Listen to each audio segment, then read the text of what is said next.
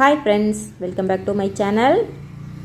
இன்றைக்கி வாழைத்தண்டில் எப்படி சூப்பு செய்கிறதுனாங்க பார்க்க போகிறோம். என்னதான் நம்ம நீட்டாக க்ளீன் பண்ணி நாரெல்லாம் எடுத்துகிட்டே பொரியல் செஞ்சாலும் குட்டீஸில் சாப்பிட மாட்டாங்க. பெரியவங்களுக்கே ஒருத்தவங்களுக்கு அந்த நார் வாயில் மாட்டும், அதனால் பிடிக்காதுங்க. இந்த மாதிரி சூப்பு செஞ்சு கொடுத்து பாருங்கள்.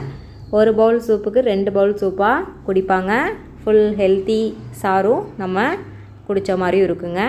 இப்போ வாழைத்தண்டை குட்டி குட்டியாக நறுக்கி நல்லா வாஷ் பண்ணி நாரெல்லாம் எடுத்துகிட்டு குக்கரில் போட்டுக்கோங்க.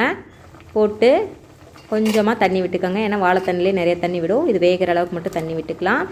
விட்டுட்டு ஒரு 10 போல் ஃப்ரெஷ்ஷான சின்ன வெங்காயம் உரித்து போட்டுக்கோங்க. அதே போல் 10 பீஸு பூண்டு, அதையும் அப்படியே முழுசாக போட்டுக்கலாம். ஒரு அரை தக்காளி போடுங்க. நான் நிறையா தண்டு இருந்ததுனால மீடியம் சைஸ் தக்காளி 1 போட்டிருக்கேன். நீங்கள் நிறைய போட்டுற வேணாம், புளி படிச்சிடும், சூப்பு டேஸ்ட்டே மாறி போயிருங்க. அதுக்கப்புறம் 1 ஸ்பூன் ஃபுல்லாக ஜீரகம், 1 ஸ்பூன் ஃபுல்லாக குருமிளகு சேர்த்திட்டு ஃப்ரெஷ்ஷான கருவேப்பிலை ஒரு கொத்து சேர்த்திக்கோங்க. கடைசியாக கொஞ்சமாக மஞ்சள் தூள் சேர்த்திக்கலாங்க. இதெல்லாம் சேர்த்துனதுக்கப்புறமா நம்ம கொஞ்சம் உப்பு மட்டும் சேர்த்திக்கலாம். அதுக்கப்புறம் சூப்பு தாளித்து விடும்போது இன்னும் கொஞ்சம் சேர்த்திக்கலாம். கொஞ்சமாக மட்டும் சேர்த்துக்கோங்க. சேர்த்தி குக்கர் மூடி போட்டு ஒரு 10 விசில் போல் விட்டுருங்க. நல்லா வெந்துடும். இளந்தண்டாக இருந்தால் ஒரு 4-5 விசில் விட்டாவே போதும். பாருங்கள், சூப்பராக வந்துருச்சு. இப்போ சூப்பு தாளிச்சிடலாம். அதுக்கு ஒரு பேனில் ஃப்ரெஷ் பட்டர் ஒரு 2 ஸ்பூன் போட்டுக்கோங்க.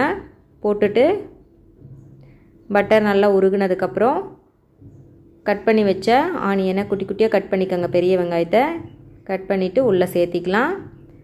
இந்த பட்டரில் வதக்கும் போது ஆனியன் அப்படியே சாஃப்டாக மாறும். சூப்பு குடிக்கும்போது சூப்பராக இருக்குங்க. அப்புறம் இஞ்சி பூண்டு பேஸ்ட் ஒரு அரை ஸ்பூன் போட்டுக்கலாம். அதையும் எண்ணெயிலே நல்லா கலந்து விட்டுருங்க. அதுக்கப்புறம் கொஞ்சம் மணத்துக்காக கறி மசால் தூள் இல்லைன்னா கரம் மசாலா தூள் போட்டுக்கலாங்க. நான் இன்றைக்கி கரம் மசாலா போட்டிருக்கேன். உங்கள்கிட்ட இல்லைன்னா கறி மசாலா கூட போட்டுக்கலாம். போட்டுட்டு ஒரு பவுல் மட்டும் வாழைத்தண்டை எடுத்து தனியாக வச்சுட்டு மீதி இருக்கிறதெல்லாம் நல்லா மிக்சியில் போட்டு அரைச்சி இந்த மாதிரி வடிகட்டிடுங்க. சக்கையெல்லாம் நம்மளுக்கு மேலேயே நின்றும். சாறு மட்டும் கீழே ஃபில்டர் ஆயிரும். பாருங்கள் எவ்வளோ சாறு கிடச்சிருக்கு அப்படின்ட்டு. இப்போ இந்த ஸ்டேஜில் பார்த்துட்டு உங்களுக்கு உப்பு வேணும் அப்படின்னா இன்னும் ஆட் பண்ணிக்கலாம். சக்கையெல்லாம் பிழிஞ்சு எடுத்தாச்சு. இது ஒரு 5 மினிட்ஸ் போல் நல்லா கொதிக்கணும். கொதிக்கும் போதே நம்ம ஒரே ஒரு ஸ்பூன் மட்டும் கார்ன்ஃப்ளவர் மாவு கலந்து உள்ளே சேர்த்திக்கலாம். பாருங்கள், உப்பு எனக்கு கொஞ்சம் பத்தலை, அதனால் கொஞ்சமாக ஆட் பண்ணியிருக்கேன். ஃபைனலாக மல்லி இலை தூவி சர்வ் பண்ணுங்கள். சூப்பு சூப்பர் டேஸ்ட்டாக இருக்கும். எல்லாருக்கும் ரொம்ப ரொம்ப பிடிக்குங்க. ட்ரை பண்ணி பார்த்துட்டு எப்படி வந்துச்சுன்னு சொல்லி கமெண்ட் பாக்ஸில் கமெண்ட் பண்ணுங்கள். இந்த சேனலுக்கு மறக்காமல் சப்ஸ்கிரைப் பண்ணிவிட்டு பெல் ஐக்கானை கிளிக் பண்ணி ஆல் கொடுங்க. தேங்க்யூ ஃபார் வாட்சிங்.